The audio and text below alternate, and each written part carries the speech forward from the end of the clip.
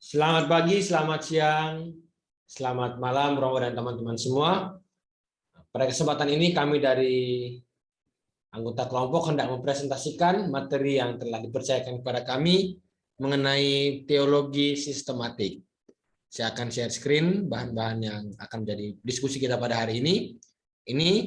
Dan fokus pembicaraan kita pada hari ini adalah demikian. Yang pertama kita akan melihat sedikit kerapuhan dalam bidang teologi.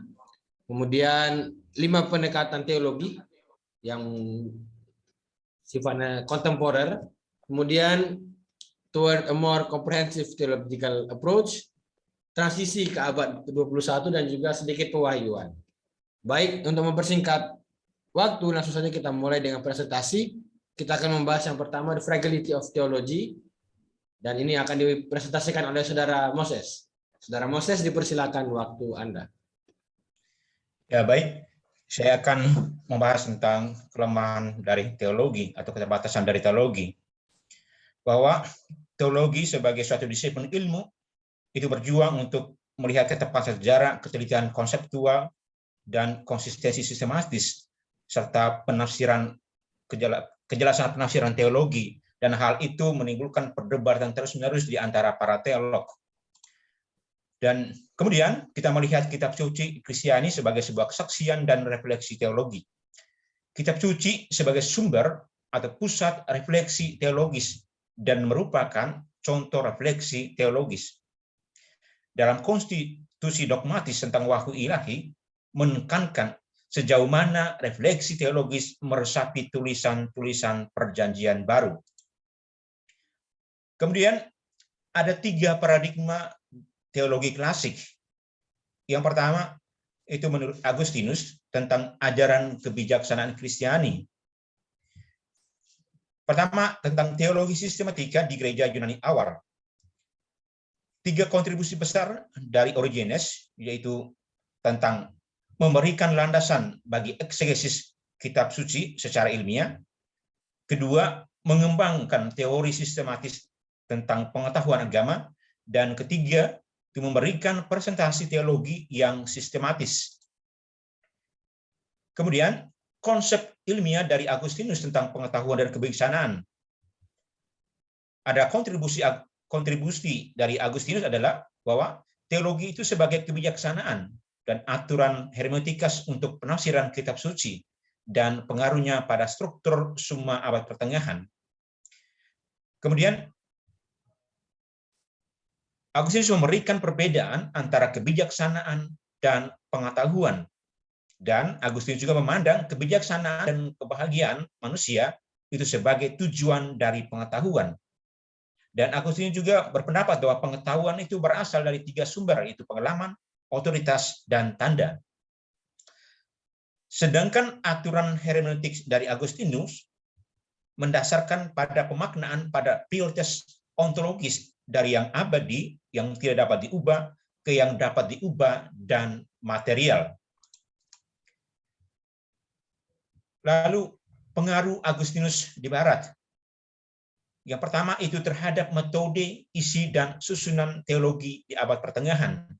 Kemudian pengaruh pemikiran Agustinus juga tentang hubungan iman dengan pemahaman yang berkaitan dengan peran otoritas dalam pengetahuan dan peran gereja dalam teologi.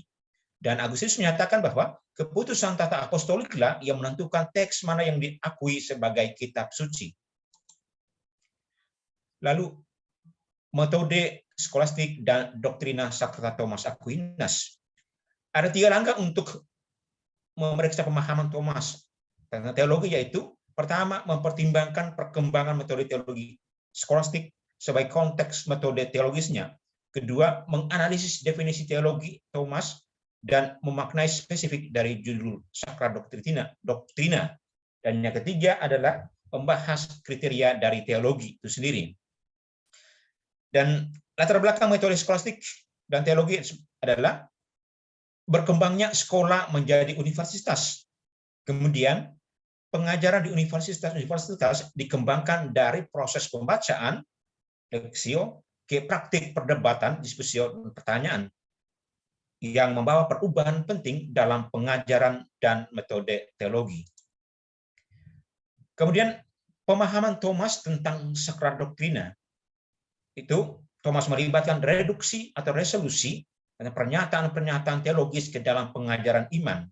Kemudian teologi berlabuh pada iman pra-ilmiah, baik dari segi isi maupun kepastiannya, dan sakral doktrina bersifat hermeneutik.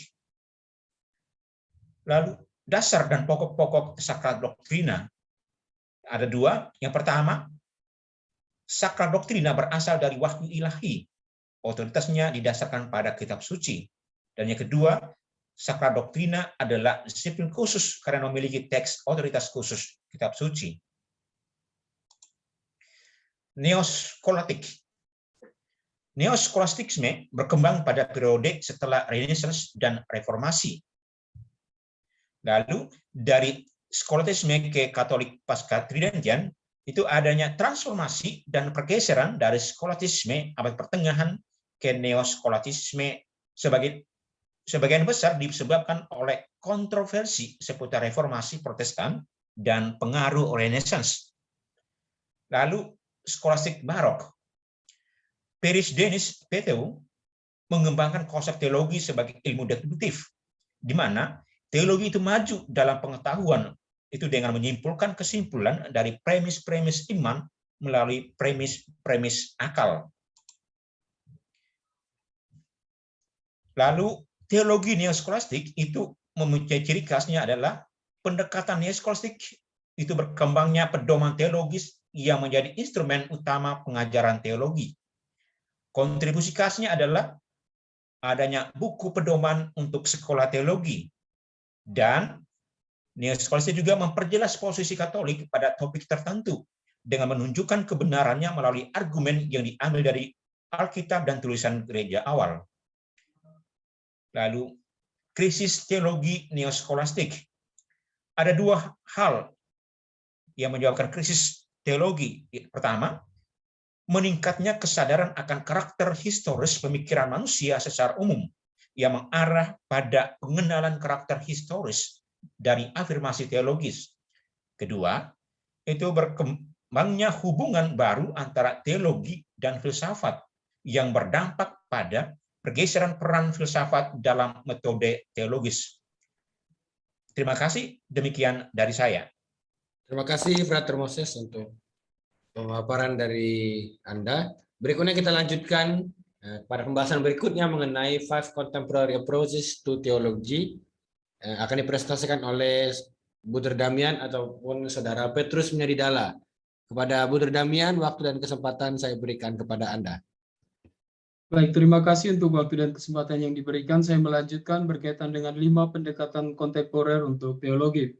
Di sini yang pertama, Rahner melihat titik awal menjadi inti. Dari pendekatan Rahner adalah analisisnya tentang pengalaman manusia akan pengetahuan dan kebebasan sebagai pengalaman transendentalitas yang absolut dan tak terbatas. Dalam pandangan Rahner, orientasi radikal terhadap yang mutlak ini tidak hanya merupakan sifat dasar manusia, tetapi juga merupakan hasil dari komunikasi diri dan kehadiran Allah yang penuh historis kepada umat manusia. Lalu kita melihat metodologi yang dikembangkan. Ada 4. Yang pertama, melalui tindakan pengetahuan dan kebebasan, pribadi manusia melampaui diri mereka sendiri. Yang kedua, dalam pencarian makna ini, kita mengalami diri kita sendiri secara radikal, terbatas, namun dengan pertanyaan yang tak terbatas. Lalu yang ketiga, Rahner berpendapat bahwa kesatuan antara keberadaan historis dan keberadaan manusia yang subjektif. Yang keempat, karena pribadi manusia ada dalam sejarah dan zamannya, mereka menelusuri sejarah janji-janji Allah sebagai finalitas dan tidak dapat diubah. Kita melihat yang berikut, perbedaan antara Thomas Aquinas dan Rahner.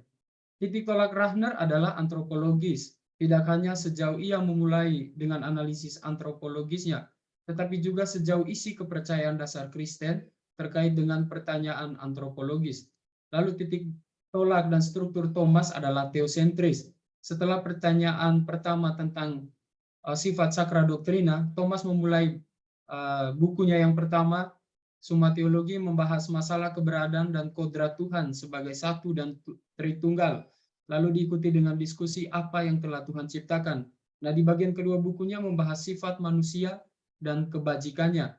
Dan bagian ketiga membahas kristologi, sakramen, dan eskatologi. Lalu kita melihat melampaui teologi transendental.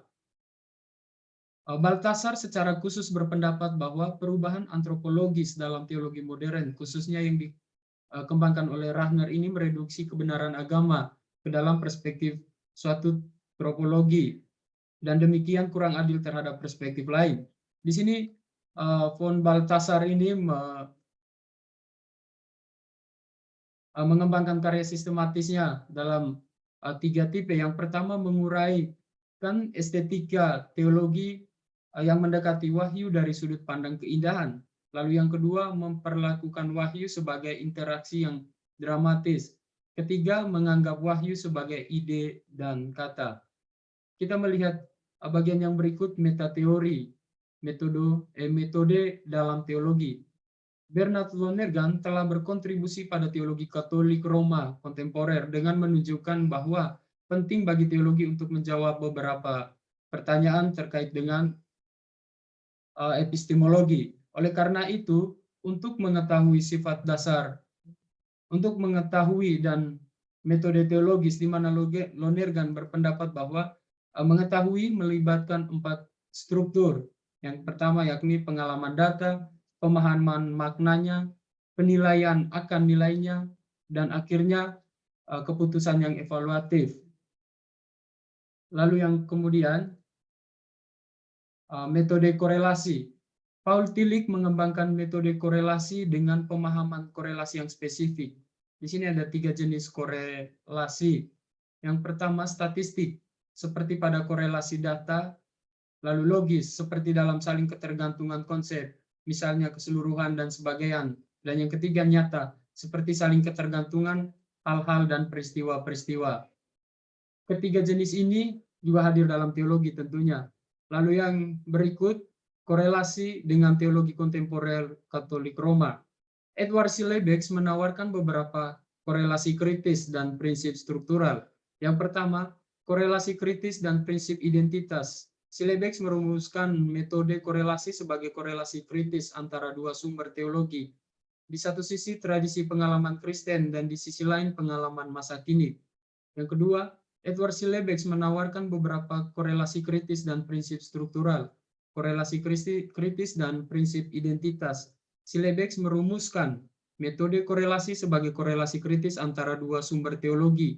Di satu sisi tradisi pengalaman Kristen dan di sisi lain pengalaman masa kini.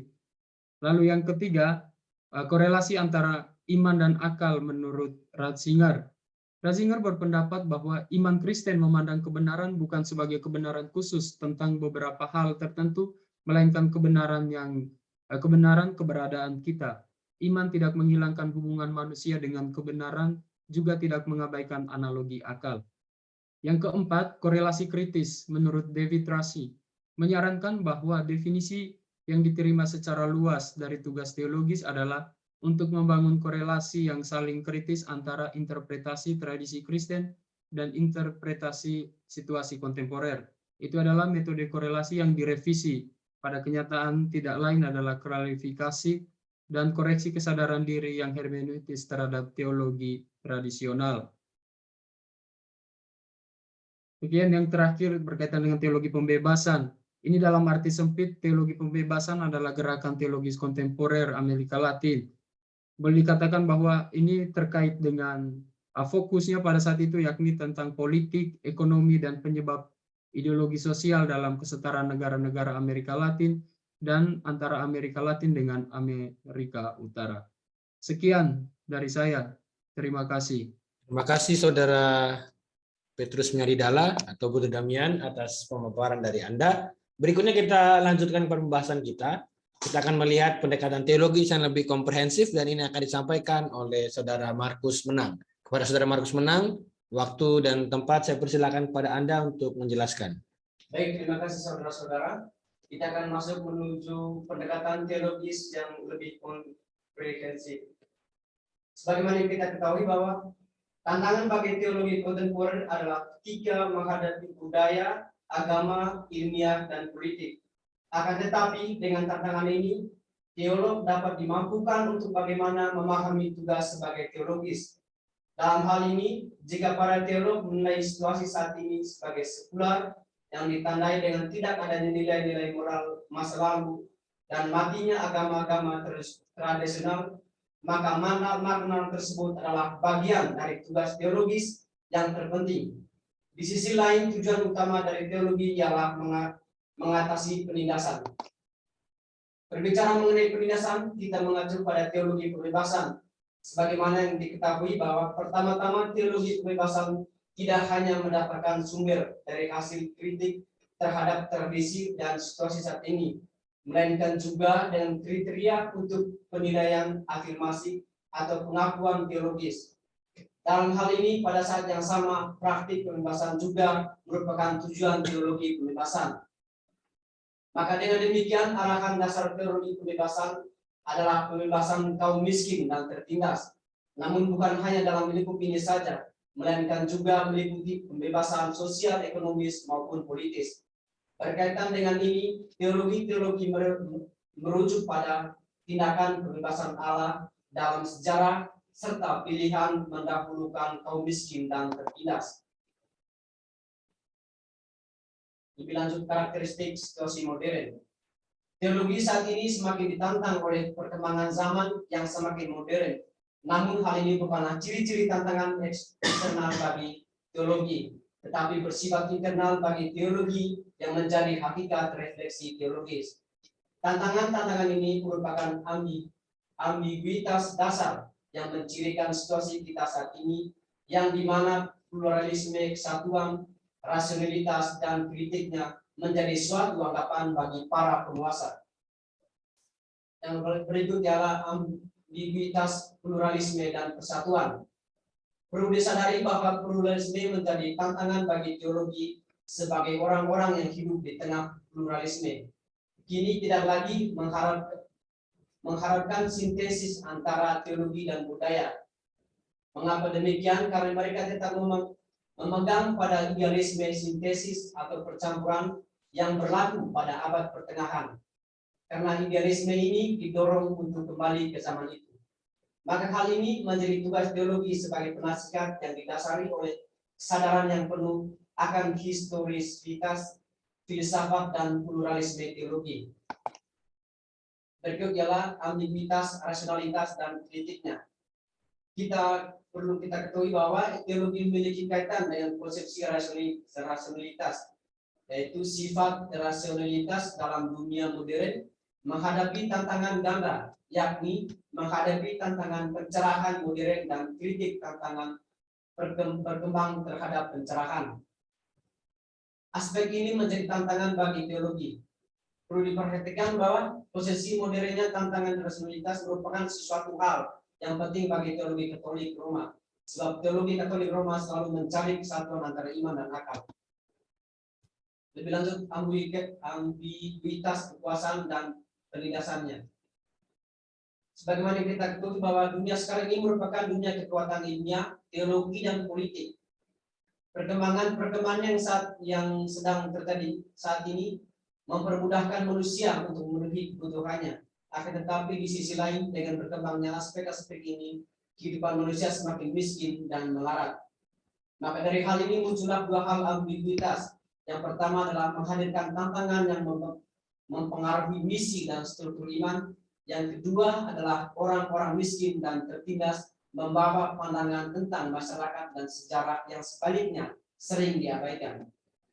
Maka dengan demikian, apa yang dikatakan oleh para teolog kebebasan bahwa tugas teologi tidak hanya melibatkan kritik terhadap ideologi-ideologi non-agama yang mendominasi kesadaran masyarakat, tetapi juga kritik terhadap ideologi-ideologi itu sendiri yang meresap dan dipupuk oleh tradisi-tradisi keagamaan.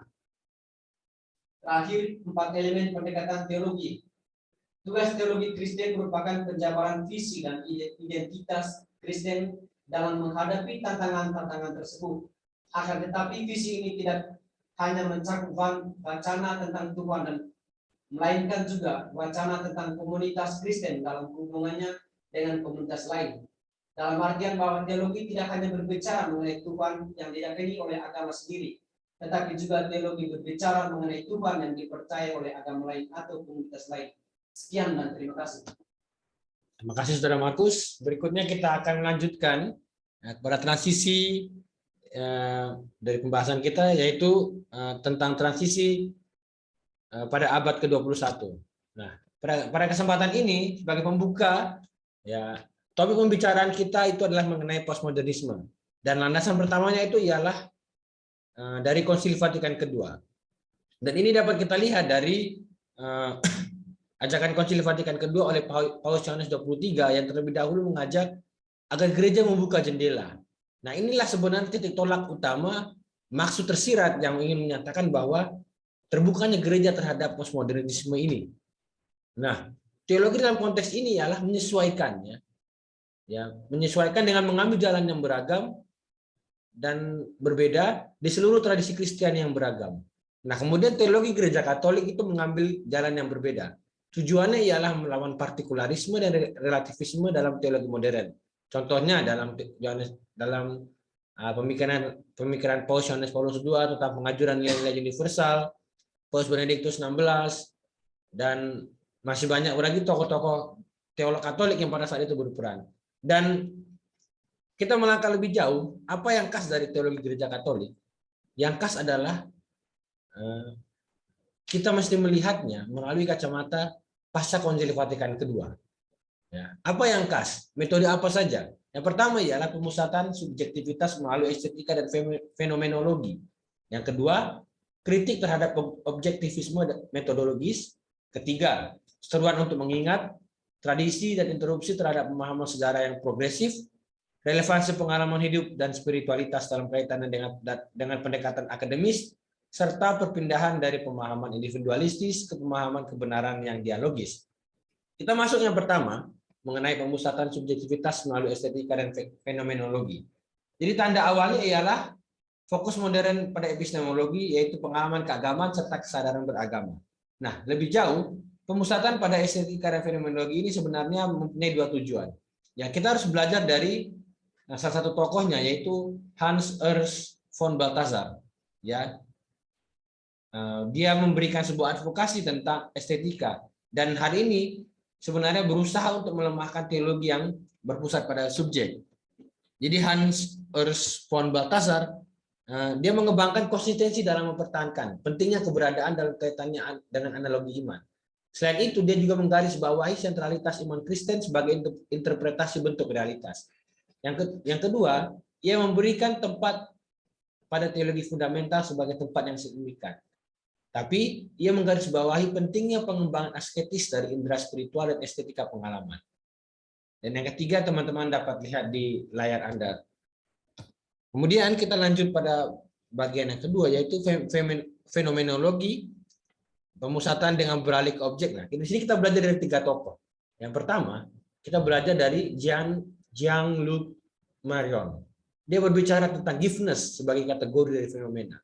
Kemudian Michael Henry, yang memahami Injil sebagai fenomenologi Kristus dan mengacu pada autoafesi. Kemudian Jean-Yves Lacoste, dia mengatakan fenomenologi itu dia dalam gagasan tentang fenomenologi, ia mengambil gagasan dari Heidegger tentang keberadaan di dunia dan menafsirkannya dengan kategori liturgi. Mari kita masuk pada pemusatan yang kedua, yaitu pemusatan pada metode dan interpretasi. Ya. Setelah Konsili Vatikan kedua itu sebuah pergeseran terjadi, ya, baik dari hermeneutika dan penemuan motif klasik telah menunjukkan bahwa ada kesejajaran penting antara beberapa wawasan hermeneutika kontemporer dan pendekatan yang lebih klasik terhadap interpretasi kitab suci. Dalam hal ini kita belajar dari beberapa tokoh. Yang pertama adalah Hans Jauss.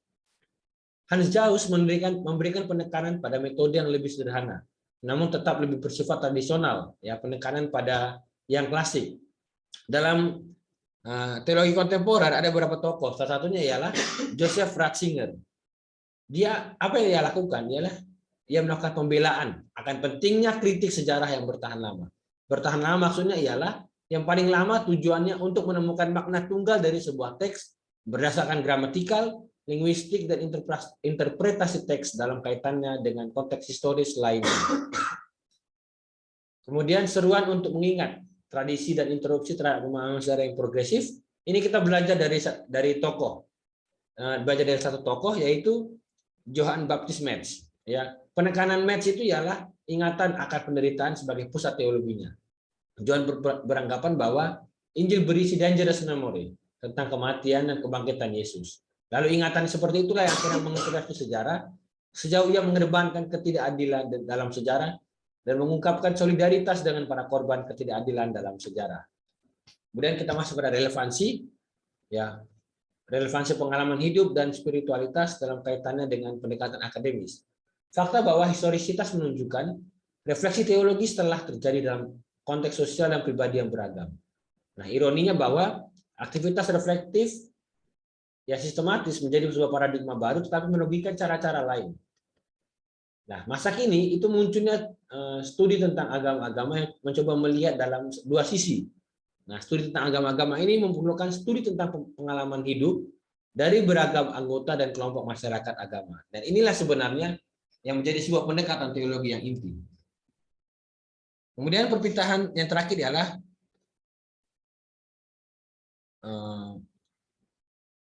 ialah perpindahan dari pemahaman individualistis ke pemahaman kebenaran dan dialogis. Dalam hal ini kita belajar dari Paus Benediktus XVI. Ia menekankan sebuah konsep tentang konsep umat Allah, sebagaimana menjadi ajakan dalam Konsili Vatikan II. Sebenarnya, dalam hal ini juga, umat Allah ini dia menekankan pentingnya komunitas. Nah, ia menekankan pentingnya komunitas. Fakta bahwa pada masa itu memang komunitas itu menjadi sentral. Jadi arah pertama yang menuju pada kekerasan komunitas yaitu pengalaman, praktik, dan makna. Kedua, menyoroti radikal pluralisme pengetahuan dan perbedaan yang signifikan antara budaya terhadap abstrak ataupun pengakuan nilai-nilai universal, makna, dan kebenaran. Ketiga, arah ketiga menunjukkan peran latar belakang ilmiah pengetahuan dan persimpangan budaya dan alam. Dalam perspektif ini, kesatuan alam dan lingkungan menyediakan umat manusia dengan dasar persatuan. Nah, jadi ketiga arah ini dapat diekspresikan dengan menggabungkan gagasan tentang komunitas dalam wacana yang paling umum. Selain itu, menempatkan bagaimana komunitas dalam konteks sosial historis dan ketertarikannya dengan komunitas lain yang akhirnya menjadi penting bagi teologi fundamental, metode teologis, dan etika. Demikian penjelasan dari saya. Berikutnya bagian kesimpulan akan dijelaskan oleh Saudara Stefanus Gale. Baik, terima kasih saudara-saudara. Sekarang saya akan masuk pada bagian kesimpulan. Untuk memahami sifat teologi klasik, khususnya teologi Kristen, yang perlu dilakukan terlebih dahulu adalah pertama, menganalisis 3 paradigma atau sudut pandang teologi klasik, khususnya pemikiran Agustinus, Thomas Aquinas, dan neoskolastik. Yang kedua adalah mengkaji 5 pendekatan kontemporer selama dekade terakhir di abad ke-20. Yang berikut, meski demikian, pendekatan ini masih tumpang tindih. Perlu satu pendekatan yang lebih lengkap. Hal ini nampak dalam penekanan dan pemahaman yang baru, khususnya pada peralihan abad ke-20 menuju abad ke-21. Yang berikut, karena itu tugas teologi menjadi suatu tantangan tersendiri bagi gereja sebagai komunitas iman. Tantangannya adalah merekonstruksi integritas tradisi gereja dalam terang teori latar belakang yang relevan. Ini bukan suatu tugas yang mudah. Maka menurut Bernard Lonergan, berpendapat bahwa perlu ada satu pergeseran dari logika ke metode yang memerlukan perubahan besar dalam kesadaran. Namun perlu disadari bahwa pergeseran ini tetap tidak cukup. Hal ini nampak dalam beberapa dekade terakhir sejak Konsili Vatikan II yang lebih menekankan metode akademis ilmiah. Suara, praktik, dan wacana lain juga perlu diperhatikan, seperti keterbukaan terhadap wacana di dalam komunitas dengan memperhatikan masa lalu dan masa depan. Next, teologi membutuhkan lebih dari metode yang bertumpu pada wacana banyak komunitas dan budaya. Karena itu pendekatan teologis harus mencakup berbagai sumber, keragaman, pengalaman, dan kriteria pluralitas. Ini tidak hanya menghubungkan pertanyaan kontemporer dengan simbol tradisional, Sebaliknya, metode teologis terdiri dari penilaian tentang apa yang membentuk integritas tentang tradisi dan apa yang menjadi sudut pandang dari tradisi itu sendiri. Metode ini bertolak dari teori latar belakang yang relevan, sambil melihat pengalaman konkret yang terjadi di dalam masyarakat agar bisa menjadi teologi yang benar-benar Katolik. Lanjut Lonergan, bahwa pergeseran yang terjadi adalah perpindahan dari metode ke isu-isu substansial dan isu-isu yang mencerminkan keyakinan konkret dan pengalaman pluralitas tentang teologi. Banyak teologi pembebasan yang gagal dalam refleksikan kebutuhan-kebutuhan orang miskin dan tertindas. Hal serupa juga diungkapkan oleh Catherine Tanner bahwa pergeseran seperti itu mencerminkan penghormatan teologis yang lebih besar terhadap dunia yang plural di mana kita hidup. Pencerahan menantang kredibilitas intelektual ide-ide religius yang tidak diterima begitu saja sebagai titik awal karya teologis dari para teolog daripada penghormatan akademis. Yang terakhir, karena itu para teolog saat ini dipanggil untuk menyediakan, bukan untuk banyak berargumen secara teoritis tentang teologi Kristen, tetapi tentang bagaimana kekristenan bisa menjadi solusi dari persoalan yang berkaitan dengan hidup dan mati dari orang-orang yang miskin dan tertindas. Sekian saja dari saya. Terima kasih Saudara Stefanus atas pemaparan presentasi Anda. Kita akan masuk pada bagian yang baru, tapi masih satu rangkaian dalam teologi sistematik, yakni soal iman dan wahyu. Hal ini akan dipresentasikan oleh Saudara Risno. Silakan Saudara Kristianus Muko, waktu dan tempat saya persilahkan. Ya, kita masuk dalam bab yang kedua tentang iman dan wahyu. Sini akan lebih ditekankan soal wahyunya. Tapi sebelum kita masuk untuk melihat lebih jauh tentang wahyu, kita melihat sedikit tentang apa itu iman dan teologi. Iman dipandang sebagai respons intelektual afirmatif terhadap wahyu. Tanpa wahyu dari Tuhan, iman tidak akan mungkin, dan tanpa iman, seluruh bangunan keberadaan Kristen akan runtuh. Lalu teologi adalah refleksi disiplin pada iman dan wahyu. Nah, menurut Karl Rahner, teologi adalah ilmu iman. Lalu kita akan masuk dan melihat sedikit tentang wahyu. Yang pertama, konsep wahyu. Dalam Konsil Vatikan II, wahyu digambarkan sebagai tindakan Allah yang dengan bebas memberitahukan tujuan tersembunyi dari kehendak ilahi dan dengan penuh kasih berbicara kepada manusia sebagai teman dan mengundang mereka ke dalam persekutuan dengan dirinya sendiri. Karena bab 2. Lalu jenis-jenis wahyu. Ada 3 jenis. Yang pertama, wahyu langsung. Wahyu langsung dipahami sebagai wahyu yang diterima langsung dari Tuhan dan bukan dari orang lain yang sebelumnya telah menerima. Lalu yang kedua, wahyu alami. Wahyu alami ini biasanya berarti manifestasi diri Allah melalui tatanan alam yang teratur seperti yang dijelaskan. Misalnya dalam khotbah Paulus di Listra dalam Kisah Para Rasul bab 14. Lalu wahyu historis. Wahyu historis ini dibuat untuk individu dan kelompok tertentu melalui peristiwa-peristiwa tertentu yang terjadi atau telah terjadi pada waktu dan tempat-tempat khusus. Yang ketiga, kita melihat mode komunikasi. Mode komunikasi ini biasanya berupa peristiwa sejarah, kata-kata simbolis, iluminasi interior, dan pernyataan proporsional. Jadi, melalui tanda-tanda dan simbol-simbol ini, orang-orang percaya dapat memahami wahyu Tuhan lebih lengkap daripada yang mereka bisa melalui penggunaan alasan tanpa bantuan. Lalu kita melihat sedikit tentang wahyu khusus dalam sejarah keselamatan. Berbeda dengan wahyu umum yang diberikan melalui tanda-tanda alam, wahyu yang diberikan melalui peristiwa sejarah tertentu dapat disebut sebagai wahyu khusus. Lalu, kekristenan bersandar pada serangkaian peristiwa seperti yang disajikan dan ditafsirkan dalam kitab suci. Lalu kita melihat sedikit tentang wahyu dalam agama-agama. Konsil Vatikan II dalam hal ini, Nostra Aetate, menjelaskan tentang pandangan wahyu dalam agama-agama. Dan Gereja Katolik dengan hati-hati mengisyaratkan bahwa wahyu mungkin terletak pada akar agama-agama non-Alkitabiah. Ini berbicara tentang mereka yang didasarkan pada persepsi tertentu tentang kekuatan tersembunyi yang melayani di atas jalannya hal-hal dan atas peristiwa kehidupan manusia, dan dalam banyak kasus pada pengakuan keilahian tertinggi dan pengakuan Tuhan sebagai Bapa. Ajaran-ajaran agama-agama ini sering mencerminkan sinar kebenaran yang mencerahkan semua manusia. Namun, meskipun Gereja Katolik tidak menolak apapun yang benar dan kudus dalam agama-agama ini, gereja itu tidak boleh berhenti untuk memberitakan Kristus sebagai jalan dan kebenaran dan kehidupan, di mana kepenuhan kehidupan religius dapat ditemukan. Hal ini karena iman Kristen menyatakan bahwa Allah telah sepenuhnya dan secara definitif menyatakan dirinya di dalam Yesus Kristus. Oleh karena itu, Setiap wahyu di luar orang Kristen harus menjadi persiapan untuk dan partisipasi dalam penerapan wahyu penuh di dalam diri Yesus Kristus. Maka kita dapat menyimpulkan bahwa wahyu itu adalah pernyataan diri Allah dan itu dapat dirasakan dalam setiap agama. Meski demikian, wahyu Allah itu mengalami kepenuhannya dalam diri Yesus Kristus. Oleh karena itu, gereja tidak boleh berhenti untuk memberitakan Kristus sebagai jalan kebenaran dan kehidupan. Sekian dari saya, terima kasih.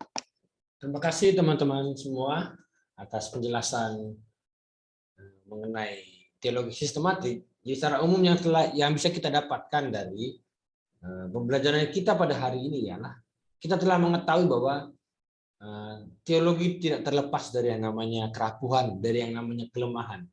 Tetapi daripada itu, untuk menanggapi situasi budaya yang lebih kontemporer, teologi juga berkembang dengan mengembangkan sebuah pendekatan teologisnya. Dan pengembangan ini juga bergerak senantiasa berjalan menuju sebuah pengembangan yang lebih komprehensif. Setelah itu, teologi sistematik juga meneropong situasi masa kini, situasi yang kontekstual, dengan melihat abad ke-21 sebagai sentral utama, di mana postmodernisme menjadi sebuah sentral utama dalam melihat teologi pada saat itu. Tetapi lebih dari semuanya itu tidak terlepas dari yang namanya pewahyuan. Tanpa pewahyuan, teologi juga tidak akan berkembang. Inilah presentasi mengenai teologi sistematik ataupun pembahasan mengenai teologi sistematik yang dapat kita pelajari bersama pada hari ini. Semoga pembelajaran yang kita dapatkan senantiasa berguna bagi kita dalam mengembangkan teologi yang kontekstual, teologi yang berkembang senantiasa mengikuti arus zaman. Sekian dari kami, terima kasih.